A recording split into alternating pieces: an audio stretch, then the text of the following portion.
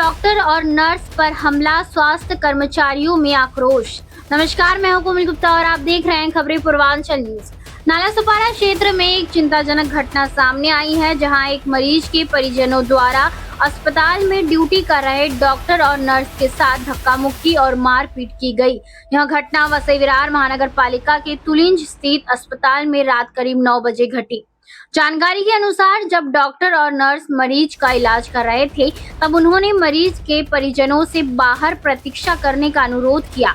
इस बात पर गुस्साए परिजनों ने अपना आपा खो दिया और इलाज कर रही नर्स के साथ अभद्र भाषा का इस्तेमाल करते हुए धक्का मुक्की शुरू कर दी। इस घटना के बाद अस्पताल के स्वास्थ्य कर्मचारियों में डर और असुरक्षा का माहौल बन गया है।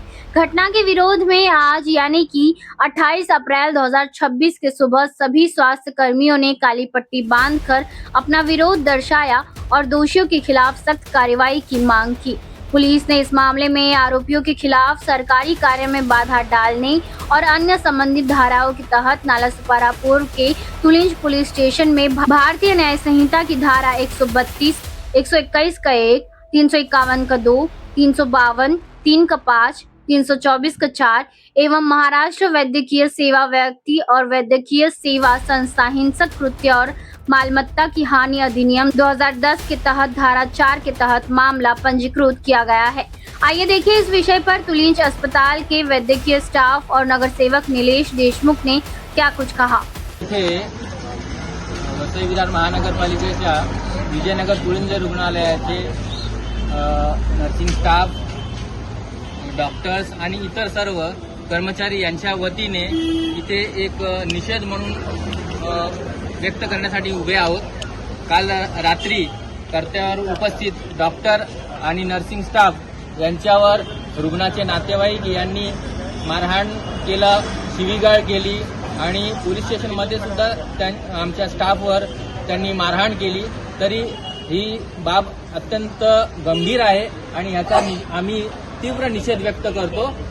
आम्ही रुग्णांना त्रास होऊ नये म्हणून आम्ही काळी फीत आम्ही दंडावर बांधून आमचं काम आम्ही करत आहोत। तरी सुद्धा सर्व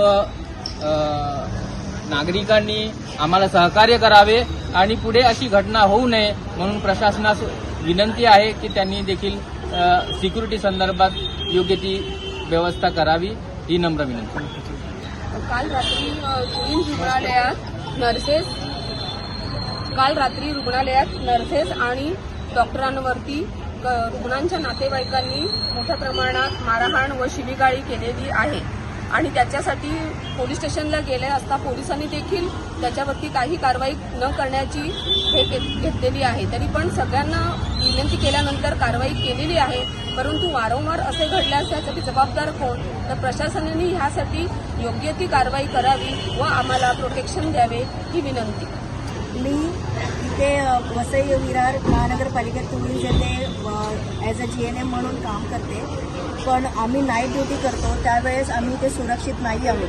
कारण की कालच झालेल्या ह्याच्यामुळे सर्वांच्या मनामध्ये भीती निर्माण झाली आहे स्टाफच्या की इथे काम कसं करावं, कारण की आमच्या सुरक्षेचा प्रश्न आता निर्माण झालेला आहे।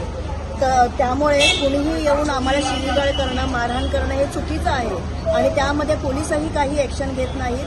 ही बाब दखल घेण्या पात्र आहे। तर प्रशासनाने ह्या गोष्टीचा विचार करावा, कारण की सर्व स्टाफ लोकांच्या मनामध्ये भीती निर्माण झाली आहे की उद्या हिला मारले, उद्या आम्हालाही मारू शकतात।